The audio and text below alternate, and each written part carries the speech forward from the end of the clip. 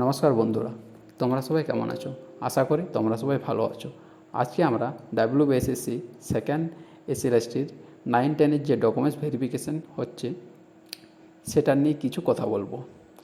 প্রথমে বলি যে 9-10-এর ভেরিফিকেশনের জন্য যে NCT সার্টিফিকেট লাগছে সেটা নিয়ে আমরা একটা কথা বলবো, এবং কারোর নামের বানানে যদি কিছু ভুল থাকে তাহলে সে কী করবে বা তাকে কী করতে হবে সেটা নিয়ে আমরা একটা আলোচনা করব।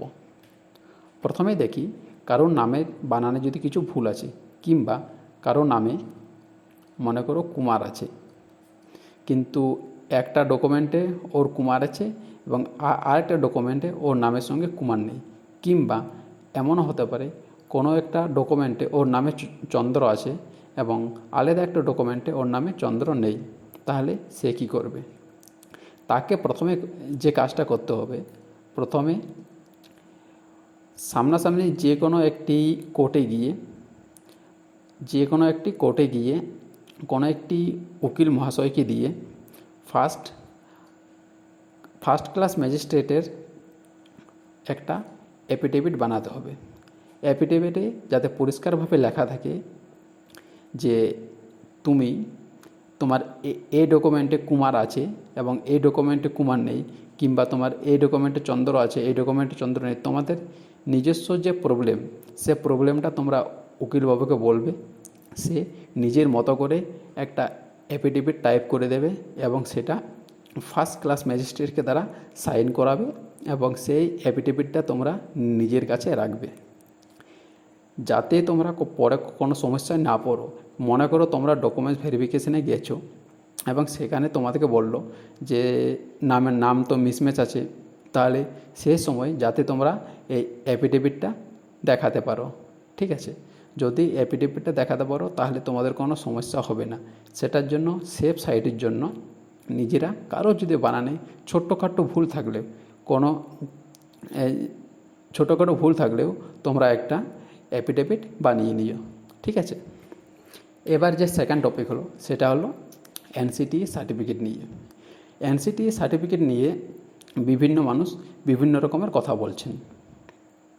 এবার প্রথমে দেখো, যেটা 23 এবং 24 তারিখে যে ডকুমেন্টস ভেরিফিকেশন ছিল সেটাতে অনেকেই অনেক সমস্যায় পড়েছেন, কিন্তু তারপরের দিনগুলোতে যে ডকুমেন্টস ভেরিফিকেশন হয়েছে সেটাতে সেরকম আর কিছু সমস্যা হয়নি।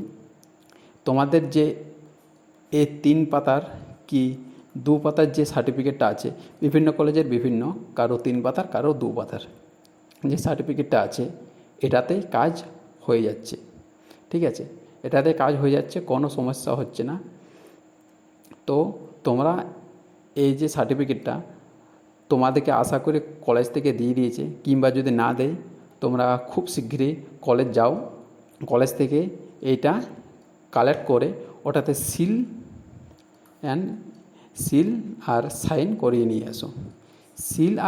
এবার আরেকটা প্রশ্ন আসছে, সিল আর সাইন কি ম্যান্ডেটারি? দেখো, সিল সাইন ম্যান্ডেটারি নয়, কিন্তু তোমরা সেফ সাইডের জন্য সিল ও সাইন করিয়ে নাও। যদি তোমাদের কলেজ সামনে তোমরা করিয়ে নাও, বেকার ঝামেলা নিয়ে লাভ নেই।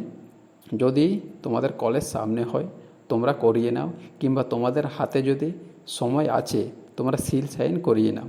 ঠিক আছে, এটাই হলো আজকের কথাটা। তাহলে এটার যেটা হলো যে এখন কাল পরশু যে ডকুমেন্টস ভেরিফিকেশান আছে, ঠিক আছে, সেটাতে তোমরা এই সার্টিফিকেটটা নিয়ে গেলেই হবে, আর তোমাদের সেরকম কিছু অসুবিধা হবে না। ঠিক আছে, তাহলে আজকের ভিডিওটা এতটাই।